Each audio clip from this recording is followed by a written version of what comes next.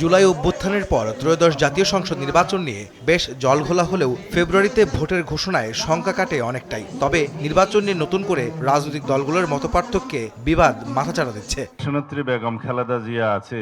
একটি গোষ্ঠী নিজেদের বক্তব্য তুলে ধরে নির্বাচন পেছানোর ষড়যন্ত্র করছে এমন মন্তব্য করে বিএনপির স্থায়ী কমিটির সদস্য সালাউদ্দিন আহমদ বলেন, গণতন্ত্রের বিরুদ্ধে যারা অবস্থান নেবে তারা দেশের শত্রু, জনগণ তাদের রুখে দেবে বলেও হুঁশিয়ারি দেন তিনি। বিএনপি চেয়ারপারসন বেগম খালেদা জিয়ার ৮১তম জন্মদিন উপলক্ষে নয়াপল্টনে দলের কেন্দ্রীয় কার্যালয়ে যুবদল আয়োজিত দোয়া মাহফিলে এই কথা বলেন সালাউদ্দিন আহমদ। আজকে যারা গণতন্ত্রের বিরুদ্ধে বিভিন্ন রকমের বক্তব্যের মধ্য দিয়ে নির্বাচনের বিষয়ে শঙ্কা প্রকাশ করছে, তারা গণতন্ত্রের পক্ষে শক্তি নয়। তারা হয়তো কোনো না কোনো কারণে নিজের কথাগুলো ইনিয়ে বিনিয়ে বলছেন যাতে করে নির্বাচনকে বিলম্বিত করা যায় অথবা বানচাল করা যায়। যারাই বিভিন্ন রকমের কুযুক্তি উত্থাপন করে গণতন্ত্রের এই যাত্রাপথকে কণ্ঠকাত্তীর্ণ করতে চাইবে, তাদের বিরুদ্ধে বাংলাদেশের জনগণ রুখে দাঁড়াবে।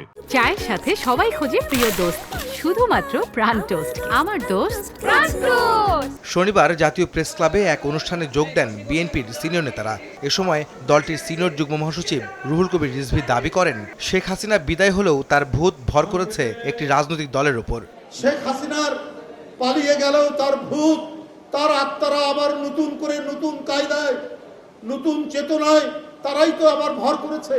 এইটার জন্য তো ছেলেটা জীবন দেয়নি। এক চেতনাধারী বিদায় নিয়ে আরেক চেতনাধারী ক্ষমতার মধ্যে বসবে, আবার নতুন করে আবার অন্য চেতনা আমরা দেখছি ধর্মের নামে। যে রোকন না হলে দলের, সে চাকরি করতে পারবে না। গণতান্ত্রিক উত্তরণে ফ্যাসিবাদ বিরোধী ঐক্য অটুট রাখতে সবার প্রতি আহ্বান জানান বিএনপি নেতারা। গণতান্ত্রিক আন্দোলনের বিরুদ্ধে আহমেদ সালেহীন, সময় সংবাদ, ঢাকা।